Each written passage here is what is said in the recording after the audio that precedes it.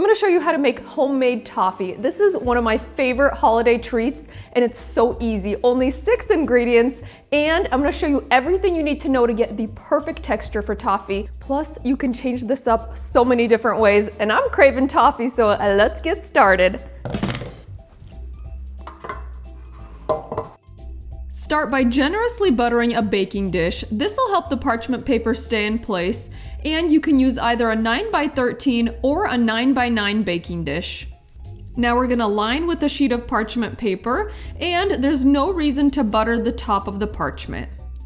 It's important to have all of your prep work done before you start cooking. If you've made homemade candy, you know that once you start cooking the candy, you really can't walk away from it. You'll also want to toast your almonds. Toast them until they are fragrant and lightly golden, and toss them frequently. It really only takes about 5 to 7 minutes over medium heat, and again, you don't want to walk away from nuts when you're toasting them because they can burn easily. Toasting really brings out the flavor of the nuts, so I suggest not skipping this step. Once they're off the heat, transfer them to a cutting board and coarsely chop them up. Spread half of your chopped nuts into your prepared baking dish, and you're gonna keep the rest for the topping. There's no need for perfection here, just sprinkle in half of your nuts. Prepare the pan that you're gonna cook the toffee in. I like to put on a clip-on thermometer to keep an eye on the temperature. You can either use a digital thermometer or one of these classic clip-on candy thermometers, and I will link to these in the notes. Just make sure your thermometer touches the actual candy, and you also want to make sure it's not touching the bottom of the saucepan, which will skew your temperature readings. Into the saucepan, add your butter, and it can be cold, but I do like to chop it up so it melts easier. Also add sugar, salt, and real vanilla extract, and of course I'm using my homemade extract. It's just 2 ingredients, and I will link to the recipe in the notes. To make this toffee, you also want to use a lawn-handled wooden spoon. Lawn-handled because it protects your hands from the heat, and wood does not conduct heat, so it won't ruin or potentially break your toffee. Set that over medium heat and just let those melt together. I do find it easier to let it melt before adding the clip-on thermometer. Once it's at a boil, clip on that thermometer and keep an eye on the temperature.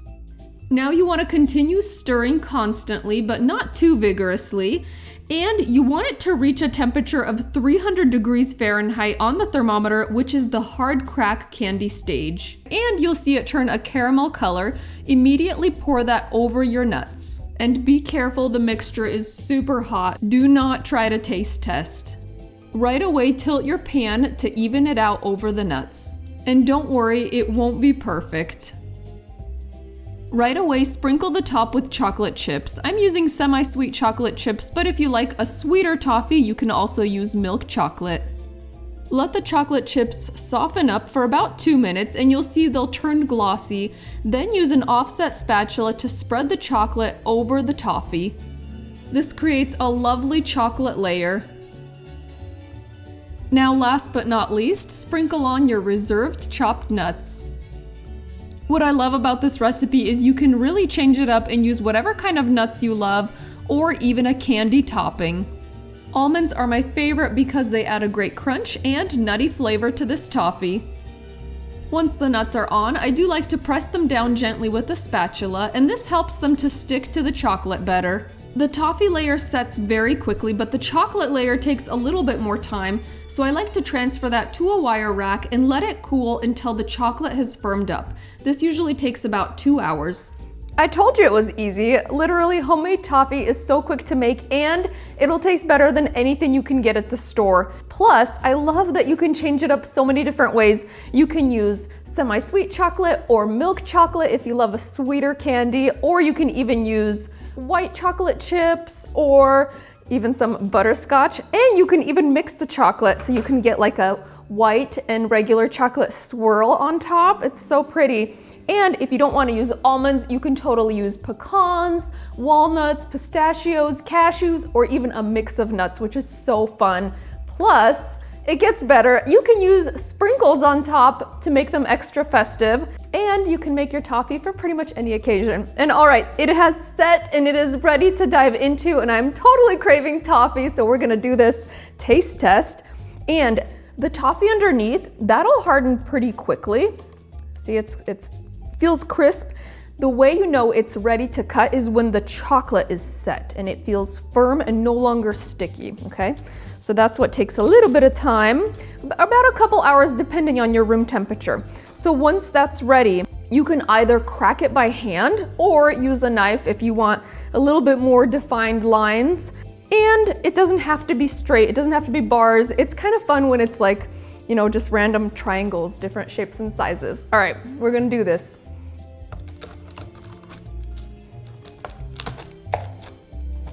All right, and as you can see, my cuts have no rhyme or reason. Just have fun with it. Kind of gives it that rustic charm.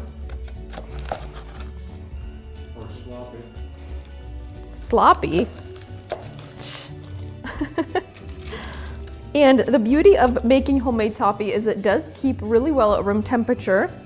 Oh, and I love that there's nuts on top and nuts in the actual caramel. So beautiful, so delicious. It adds an extra crunch and nuttiness. Lots of flavor here, you guys. Okay, that looks fabulous. We've got big chunks. We've got baby chunks. Which is nice when you don't want to commit to a huge piece of toffee, right? Said no one ever. Because it keeps really well at room temperature, you can give it as gifts. So I love to put it into those little cookie tins, mix and match with your Christmas cookie platter, add some toffee to that platter, make it extra exciting this year. Or you can gift it, put it into these cute little gift boxes, pile it in there, and everybody can enjoy it. Homemade candy is the ultimate treat and such a thoughtful gift. I hope you guys totally love this recipe. Let me know where you spotted Sharky in the video. Also, speaking of gift, our new cookbook makes a wonderful gift. I will link to it in the recipe notes. Has tons of recipes that are perfect for the holidays and throughout the year. Family favorites for sure. If you have any other recipe requests, I'd love to hear from you in the comments. I'm gonna eat some toffee. Oh my gosh, I didn't even do a taste test. Wow, that's a first. I forgot the taste test. Okay, are these cameras still rolling? I'm gonna grab a bite. Let's see, which one do I want to commit to? Where I won't be chewing for, you know, an hour. Okay, here we go. This one looks lovely. Oh. That caramel is so crunchy. And what I love about this is it's easy to chew. It doesn't get stuck to your teeth. It just has this magnificent crunch, and then the nuts add a lot of great texture and flavor. And surprisingly, it's not too sweet. I think that's what is great about using semi-sweet chocolate. It doesn't get overly sweet. I'm gonna commit to some more of this. Oh, okay. It's a 10. Make this. Make it today.